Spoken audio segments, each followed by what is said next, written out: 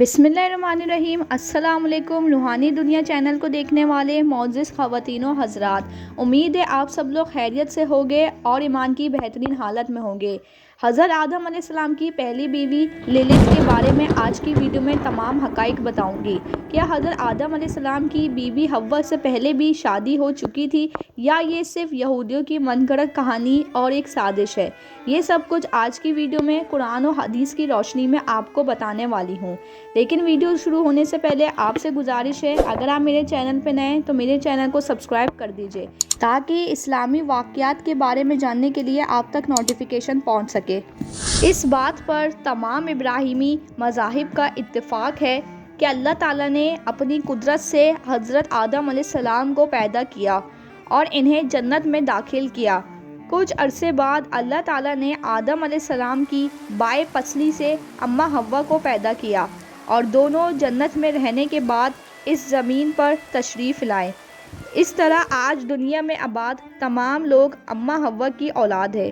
لیکن juice mythology میں تاریخ انسانی کی ایک مختلف کہانی ملتی ہے جسے سن کر ہر کوئی حیران رہ جاتا ہے۔ دراصل یہودیوں کی کتاب تلمود کے مطابق حضرت حوا آدم علیہ السلام کی پہلی بیوی نہیں تھی، بلکہ ان سے پہلے ایک عورت پیدا ہوئی تھی اور اس کا نام للت تھا۔ للت خصوصیت اور مرتبے میں آدم علیہ السلام کے برابر تھی، کیونکہ زمین سے فرشتے جو مٹی آدم علیہ السلام کے لیے لے کر آئے تھے، جب یہ مٹی بچی تو للت کو پیدا کیا گیا۔ اس طرح آدم علیہ السلام اور للت دونوں جنت کے ایڈن نامی باغ میں رہنے لگے۔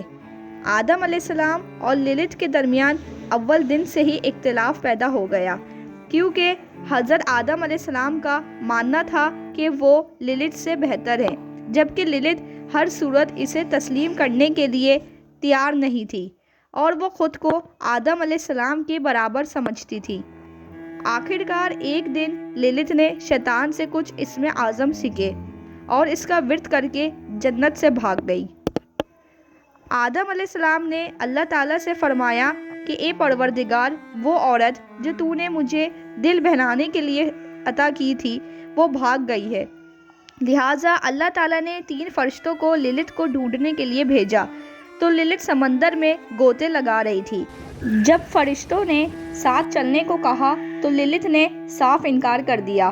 پھر اللہ تعالیٰ نے حضرت آدم علیہ السلام کے لیے بیوی حوا کو ان کی پسلی سے پیدا کیا اور آپ دونوں جنت میں ہنسی خوشی رہنے لگے۔ لہٰذا جب یہ بات للت کو پیدا ہوئی کہ آدم علیہ السلام اپنی دوسری بیوی کے ساتھ جنت میں بہت خوشحال زندگی گزار رہے ہیں، تو اس نے یہ ارادہ کر لیا کہ وہ آدم علیہ السلام اور بیوی حوا کو جنت سے نکال دے گی۔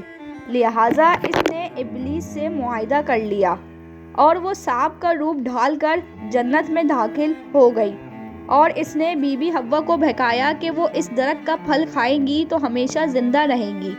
یہ وہی درخت تھا جس کا اللہ تعالیٰ نے آدم علیہ السلام اور بیوی حوا کو منع کیا تھا، لیکن للت کے بہکاوے میں آ کر بیوی حوا نے اس درخت کے سارے پھل کھا لیے اور حضرت آدم علیہ السلام کو بھی کھلا دیے، اور پھر اللہ تعالیٰ نے ان کو جنت سے نکال دیا۔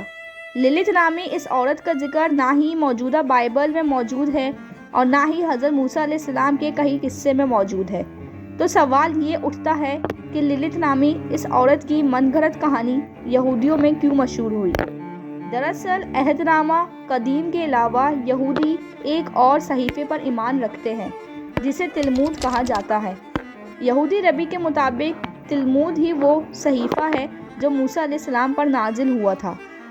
تاریخ کے مطالعے سے یہ پتہ چلتا ہے جب بخت نصر نے یروشلم پر حملہ کیا تو تمام یہودیوں کو اپنے ساتھ غلام بنا کر لے گیا۔